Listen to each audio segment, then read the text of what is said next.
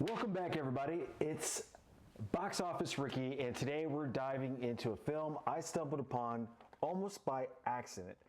It ended up being exactly what I needed to see. We're talking about 2026's or 2025's Rental Family starring Brendan Fraser. Now, if you haven't heard of this one yet, it's a Searchlight Pictures film that originally hit theaters last year, but has just made its way to its streaming debut. It's official on Hulu as of February 18th. And if you have the Disney bundle, which unfortunately that's how the world works now, you got to have the bundle, you can find it right there on the Hulu title. I was looking for something and truth be told, I was looking for something to watch the other day, scrolling through endless menus, and nothing was like really sticking out.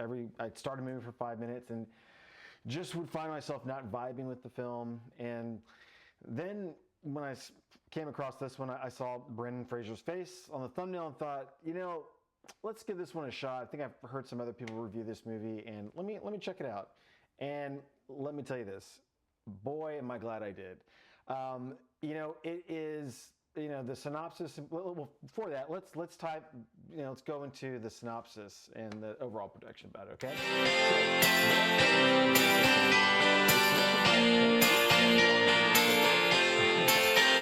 So, what is Rental Family? It's directed by acclaimed Japanese filmmaker Hikari. You might know her work from the hit series Beef, which is awesome.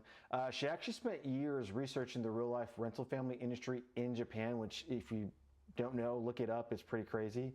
It's where agencies actually provide people to play stand-in roles for from everything from funerals to weddings. So, and this movie, Rental Family, the story follows Philip, played by Brendan Fraser.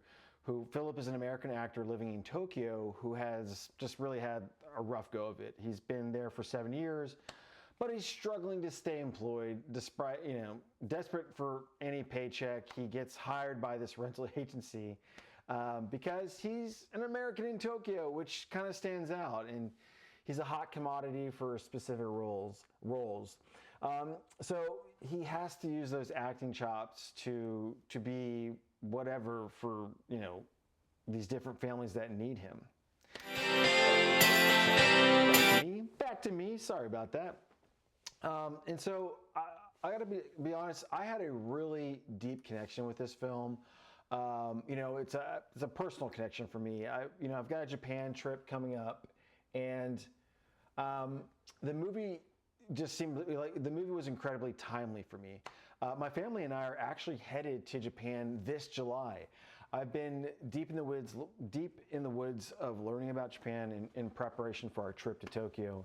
And yeah, I gotta say, this film hit exactly at the right moment. The way the film showcases the beauty of Tokyo is just freaking breathtaking. It just didn't tell a story. It got me really excited to check out the city itself. And if you're planning on taking a trip or just have a love of Japanese culture, this is exactly what you need to see. I think the film, you can tell it has a lot of respect and love for Japanese culture, Tokyo culture. And now let's talk about Brendan Fraser. He does a really good job here. Since his character is literally acting for a living within this movie, you see him having to shift performances based on the situation, and it really is kind of a cool showcase of his range. Now, the film does follow a blueprint we've seen before, the fish out of the water story, but mixing a white American with Japanese culture makes it feel very fresh and interesting. It is, I loved it. Now, is it family friendly? I would say yes. I haven't seen it with my family yet, but it's actually one that as I was watching, it's like, I could actually watch this with my wife and kids and not feel like there's, too much. I mean, there's a couple weird parts, but overall, there's not much to be offended by here.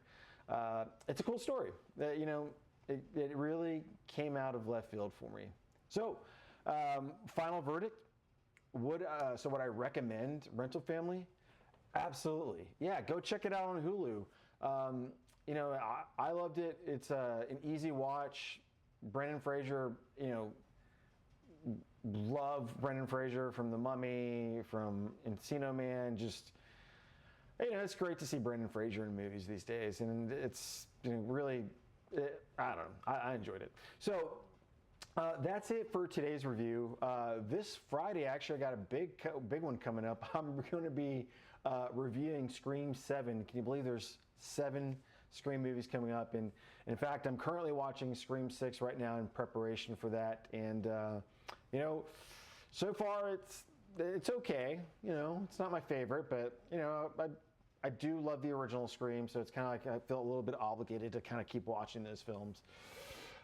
So yeah, until then, everybody, I leave you with my usual reminder, in a world where you can be anything, why not be a kind person to one another? So I'll see you guys Friday, and then after that, I'll have my box office report. Thanks you guys so much for watching. Peace.